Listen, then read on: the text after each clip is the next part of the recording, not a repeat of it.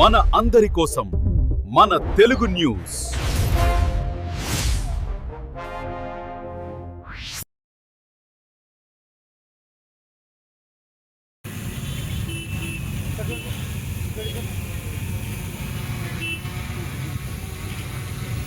Okay sir.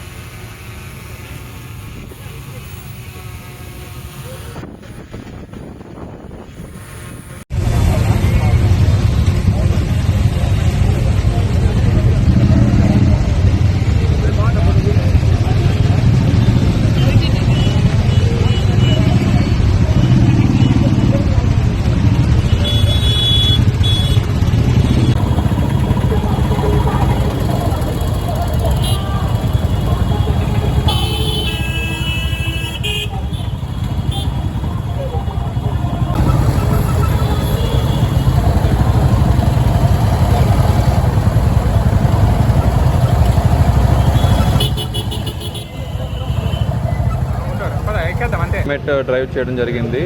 Lot of students and public from Madanapalle participate చేసినందుకు వాళ్ళందరికీ నా తరఫున కృతజ్ఞతలు తెలుపుతున్నాను.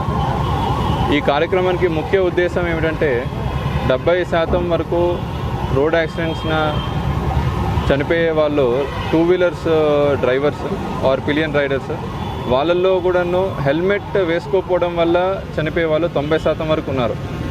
సో ఒక 2 వీలర్ అతను ఇంటి నుండి బయటికి ఆఫీస్కి వెళ్ళే టైంలో కానీ ఇంటికి వచ్చే సమయంలో కానీ ఆ కంగారులో అవ్వచ్చు, లేదంటే బై మిస్టేక్ అయ్యి ఉండొచ్చు, హెల్మెట్ వేసుకోకపోవడం వల్ల వాళ్ళు తిరిగి ఇంటికి సేఫ్గా వస్తారు.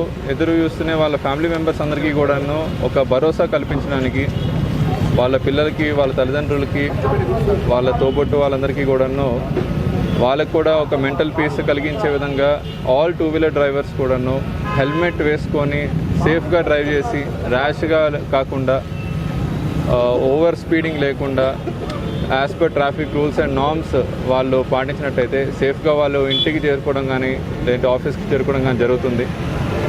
దీనిలోని మా పోలీస్ శాఖ వాళ్ళు నెక్స్ట్ ఈ మంత్ అంతా కూడాను, జనవరి మంత్ అంతా కూడా ఆల్ మండలాల్లో, ఆల్ ఇంపార్టెంట్ టౌన్స్లోని కూడా హెల్మెట్ డ్రైవ్ మరియు ట్రాఫిక్ అండ్ రోడ్ సేఫ్టీ సంబంధించి various awareness programmes and helmet drive చేయడం జరుగుతుంది. ఆ ప్రోగ్రామ్ స్టార్ట్ చేసి నిన్న రాయచోట్లో చేస్తాము. ఈరోజు పెద్ద మొత్తంలో మదనపల్లిలో చేయడం జరుగుతుంది. మిగతా మండలాల్లో కూడా చేసి ఇది సక్సెస్ఫుల్గా మన జిల్లా మొత్తం 2 వీలర్స్ అందరికీ కూడా హెల్మెట్ వేసుకునే విధంగా మనం ఎన్ఫోర్స్ చేస్తాము. అండ్ పెట్రోల్ బంక్స్లో కూడాను మనకి హెల్మెట్ లేకుండా వస్తే వాళ్ళకి పెట్రోల్ ఆర్ ఫ్యూయల్ కొట్టకుండా ఉండే విధంగా కూడా పెట్రోల్ బంక్ వాళ్ళతో కూడా మాట్లాడడం జరుగుతుంది. నెక్స్ట్ మంత్ నుండి కూడా స్ట్రిక్ట్గా చలాన్స్, ఫైన్స్ వేయడం జరుగుతుంది. సో ఈ మంత్ అంతా ర్యాలీ, ఒక డ్రైవ్ పెట్టుకొని హెల్మెట్ మీద ఎన్ఫోర్స్మెంట్ అండ్ అవేర్నెస్ కార్యక్రమం చేపడుతున్నాం. థ్యాంక్ యూ అండి.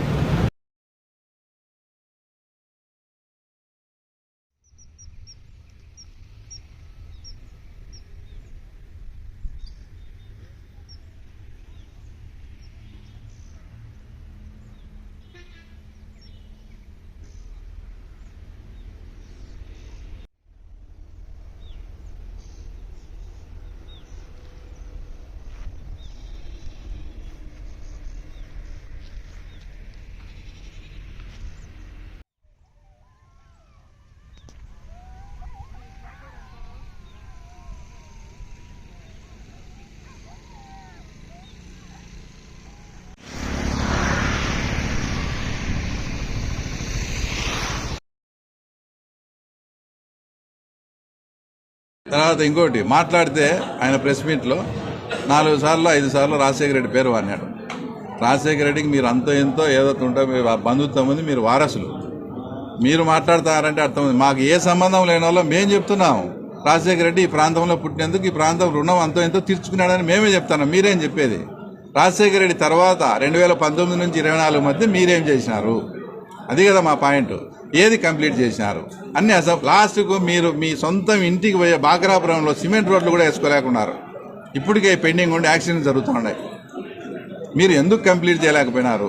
ఒక ముఖ్యమంత్రి కావండి, తాగునీటి సమస్య ఎందుకు? మళ్ళీ ఏం చెప్తారు? స్కీమ్ కంప్లీట్ చేసేదానికి మేము ఆర్డీఓకి మీరంతా కలిసి ఉన్నారు, ఆ కుటుంబాన్ని అయితే నాశనం చేసి పెట్టినారు.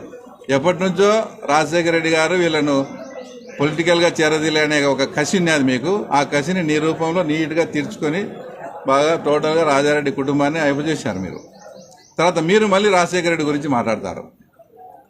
ఇంకో విషయం, నేనేదో నాకు సలహా ఇచ్చాడు మావాడని చెప్తే దీని ఆ ఎంపీ స్థాయిలో ఉండి అతని గురించి 4 సార్లు సలహా ఇవ్వలేదా అని మాట్లాడతాడు. నేనేం చెప్పినాను, ఏదైనా ఇబ్బంది ఉండి సలహా ఉంటే పలానా చాటు తీసుకోమని చెప్పినాము. అంటే ఆ సలహా ఇవ్వలేదా, మెడికల్ కాలేజ్ తీయలేదా అంటే అతను ఏమన్నా ప్రతిదానికి స్పందించే అతను యూట్యూబ్లో ప్రొఫెసర్ నాగేశ్వర రమణ ఏమన్నా నీకు ఇబ్బంది ఉండి నీకు సలహా ఇవ్వమంటే మేము మమ్మల్ని అదన్నాడు ఇదన్నాడు అంటావు. నువ్వు ఒక ఎంపీగా ఉండవు, వాళ్ళు ఎట్లా ఎక్కించుకుంటారు? అది ఎస్ఆర్ నో చెప్పు. నువ్వు వాళ్ళ భూములు వాళ్ళ పేర్లతో ఎక్కించుకుంటా అంటే అది పద్ధతేనా, మంచి పద్ధతే కాదా? ఈ 2 వాటికి నువ్వు సమాధానం చెప్పు చాలు. కాబట్టి ఏదైనా ఎక్కడైనా జరిగినప్పుడు వాటిని ఇది చూసి మాట్లాడుతున్నాను కానీ ఏదంటే అది మాట్లాడితే అది కరెక్ట్ కాదు. నా ఈ 2 ప్రశ్నలకు నువ్వు సమాధానం చెప్పు. నేను ప్రెస్ మీట్ కూడా చెప్పను మీ గురించి. రైట్.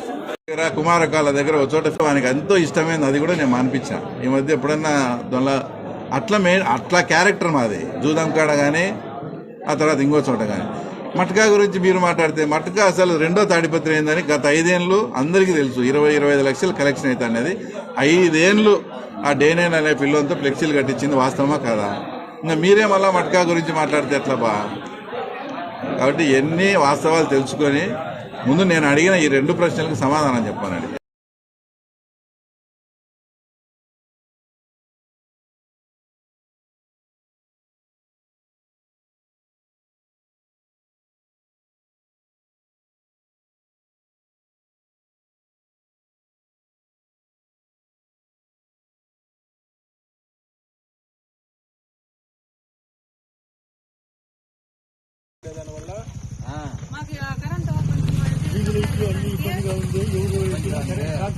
చెప్పు.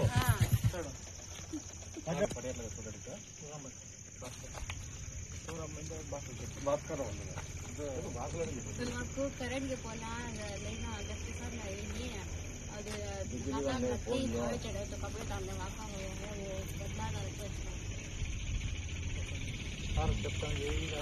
చెప్తాను అట్లా చెత్తబండి పంపించండి సార్. అది వస్తా అంటే వాళ్ళు అరుస్తారు గాలి కదంతా చెత్త మొత్తం ఇప్పుడు వచ్చేస్తాను సార్.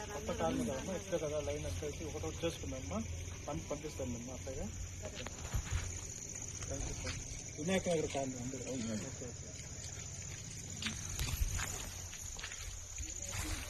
ఈ లైన్